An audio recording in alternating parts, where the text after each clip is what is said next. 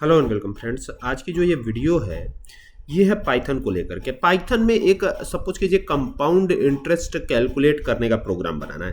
Programme चाहे जो भी बनाना हो, पहले आप लॉजिक अपने दिमाग में बना लीजिए, देन आपके लिए प्रोग्राम बनाना काफ़ी ज़्यादा आसान हो जाएगा। ठीक है, तो इसी वजह से यहाँ पर एक जो है जो आइडियली है उसको मैं ओपन कर लेता हूँ। हम आइडियली पे ही प्रोग्राम बनाएंगे, तो यहाँ पर पाइथन की जो ट्रेडिशनल आइडियली है उसको मैं इस्तेमाल करूँगा प्रोग्राम बनाने के लिए।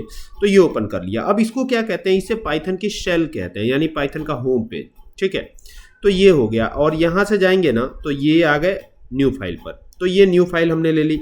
अब यहाँ पर आते ही हमको क्या करना है, वो प्रोग्राम लिखना है। तो सबसे पहले तो देखिए, प्रिंसिपल अमाउंट आपको दिया रहेगा। मैं एक वेरिएबल p बना लेता हूँ प्रिंसिपल अमाउंट एंटर करवाने के लिए। हो सकता है ये प्रिंसिपल अमाउंट फ्लोट में हो। ठीक है, तो यहाँ पे फ्लोट कर लिया है। ठीक है, और यहाँ लगाऊंगा इनपुट फंक्शन। तो इनपुट फंक्शन लगा दिया।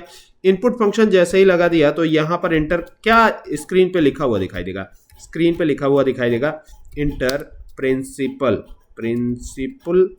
Amount here. ठीक है, तो पहले आपको प्रिंसिपल अमाउंट एंटर करना होगा, है ना। तो ये ध्यान दीजिएगा कि पहले क्या एंटर करवा लीजिएगा, प्रिंसिपल अमाउंट।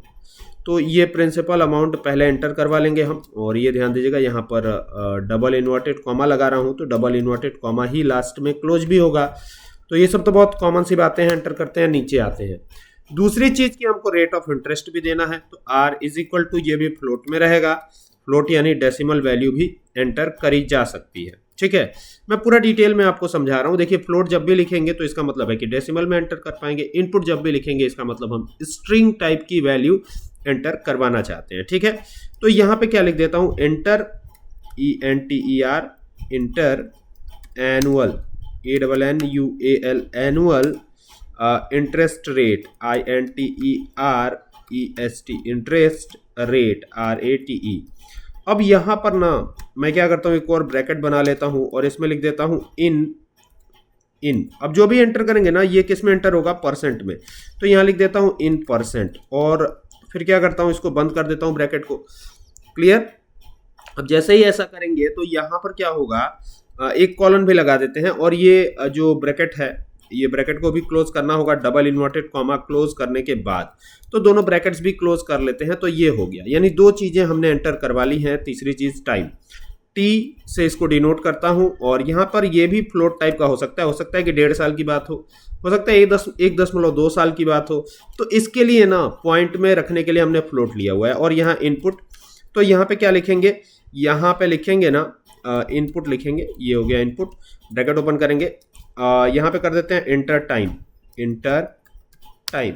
अब जैसे मान लीजिए कि टाइम हमको ईयर में इंटर कराना है। ठीक है, तो इसीलिए हम यहाँ पर एक और ब्रैकेट ओपन करेंगे और यहाँ लिख देंगे इन ईयर्स YEARS ईयर्स। ठीक है, और फिर ब्रैकेट को क्लोज करके कॉलन लगा दिया और फिर ये डबल इन्वर्टेड कॉमा क्लोज किया और दोनों ब्रैकेट क्लोज कर दिया। ठीक है, तो ये बराबर हो गया, एकदम सही हो गया। और फिर अब एक और चीज, ठीक है, क्या चीज, तो एक n नाम का वेरिएबल और बनाएंगे। चूंकि कंपाउंड इंटरेस्ट है ना, सिंपल इंटरेस्ट तो है नहीं, तो यहां पर पावर भी आता है उसमें। तो यहां पर n इज इक्वल टू, अब यहां पे क्या करेंगे, अब जब भी पावर आएगा ना तो वो पॉइंट में नहीं आएगा। ठीक है, तो इंट कर लिया हमने यहां पे, है ना। और इनपुट, और यहां पे क्या करेंगे, एंटर नंबर, यहां पे लिखेंगे एंटर नंबर ऑफ टाइम्स, यहां लिख दिया inter number of times interest is compounded. ठीक है, पर ईयर। तो ये हमने दे दिया यहाँ पर और इसको यहाँ से बंद कर देंगे, डबल इन्वर्टेड कॉमा क्लोज करके इसको भी क्लोज कर देंगे। तो ये एंटर करवाने वाला काम हुआ अभी तक। ठीक है, और अब हम कैलकुलेट करने जा रहे हैं क्या, वो अमाउंट।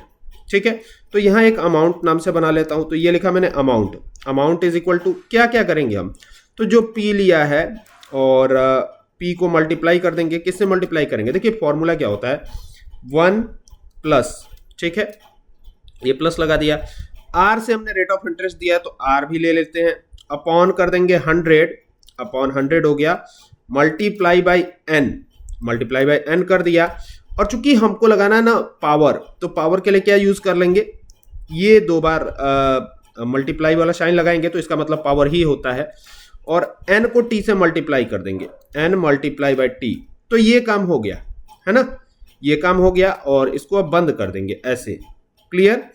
और एंटर करेंगे, नीचे आएंगे। जैसे नीचे आते हैं तो यहाँ पे कंपाउंड इंटरेस्ट कैलकुलेट करते हैं। Amount AMOUNT, amount minus principal, है ना, ये हमने कर दिया। अमाउंट भी लिया हुआ है तो उसको प्रिंसिपल में से माइनस कर देंगे और यहाँ प्रिंट करवा लेंगे। अब क्या प्रिंट करवाएंगे, ये लिखा प्रिंट, ब्रैकेट ओपन करा, यहाँ पे लिखेंगे compound interest, compound INTEREST, compound interest is equal to, ये हो गया। और यहाँ पे कॉमा लगा के इसको राउंड भी करवा लेते हैं। राउंड एक प्रीडिफाइंड फंक्शन है जिसके बारे में कई बार बता चुका हूँ। तो यहाँ पे CI कर लेंगे, CI, ये हो गया कंपाउंड इंटरेस्ट, और कॉमा लगा देंगे और यहाँ लिख देंगे 2, है ना। तो ये हो गया, और इन दोनों को क्लोज करेंगे, और क्लोज करके फिर एंटर करके नीचे आते हैं। मतलब ये कंपाउंड इंटरेस्ट वाली बात रही, इसको राउंड ऑफ करके, है ना। फिर यहाँ पे प्रिंट कर देंगे, ये लिखा प्रिंट, ब्रैकेट ओपन करेंगे और डबल डॉट कॉमा में क्या लिखेंगे, टोटल, TOTAL, टोटल अमाउंट, है ना। तो ये हो गया टोटल अमाउंट। और टोटल अमाउंट चूंकि एक स्ट्रिंग हम इसे बना रहे हैं टोटल अमाउंट को, तो ये ज्यों का त्यों लिखा हुआ आ जाएगा। तो ये हो जाएगा टोटल अमाउंट, ऐसे ही लिखा हुआ आ जाएगा टोटल अमाउंट। फिर कॉमा लगा देंगे, फिर वही राउंड कर लेंगे, यहाँ पे इसको भी राउंड करवा देते हैं, ROUND, राउंड हो गया। ब्रैकेट ओपन करेंगे और यहाँ लिखेंगे AMOUNT, अमाउंट, और कॉमा लगा करके 2 कर देंगे, हो गया काम, है ना। और दोनों ब्रैकेट क्लोज करेंगे ताकि सब कुछ प्रॉपरली हो जाए। तो यहाँ पर राउंड वाला पहला ब्रैकेट, ये जो राउंड हमने इस्तेमाल किया है, और बाकी ये दूसरा ब्रैकेट, तो दोनों ही ब्रैकेट क्लोज कर लिए हमने। और क्लोज करके यहाँ पर अब इसको चलाएंगे, एक बार देखेंगे कि चल रहा है या नहीं चल रहा है।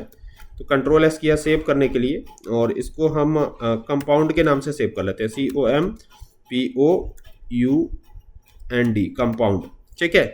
पाइथन के फाइल की एक्सटेंशन .py होती है जो कि ऑटोमेटिक इसमें अप्लाई हो जाएगी, ठीक है। अब यहाँ से रन पे क्लिक करना है, आप F5 बटन भी प्रेस कर सकते हैं, यहाँ से रन करवाया। तो अब देखेंगे यहाँ पर ये प्रोग्राम चल गया है, कह रहा है कि प्रिंसिपल अमाउंट यहाँ पे एंटर कीजिए। तो मान लीजिए अगर किसी से 100 रुपया लिया, ठीक है, अब कह रहा है कि इंटर एनुअल इंटरेस्ट रेट, तो अगर 10% पे लिया, ठीक है, और 1 साल के लिए लिया, तो अब कह रहा है ना कि inter number of times interest is compounded, अब ये देखिए पर ईयर, मतलब कि ये कितनी बार कंपाउंड होता है ये भी हमको यहाँ पे बताना पड़ेगा, तभी तो ये करके देगा, ठीक है। तो ये भी हमको डालना पड़ेगा। तो जो है यहाँ पर वो अमाउंट भी हम डालेंगे, ठीक है ना। तो यहाँ पर ना 4 बार ऐसा होगा, तो ये 4 हमने कर दिया। और फिर आप देखिए कि यहाँ पर कंपाउंड इंटरेस्ट और टोटल अमाउंट दोनों अलग अलग यहाँ पर निकल के आ रहे हैं, देख रहे हैं।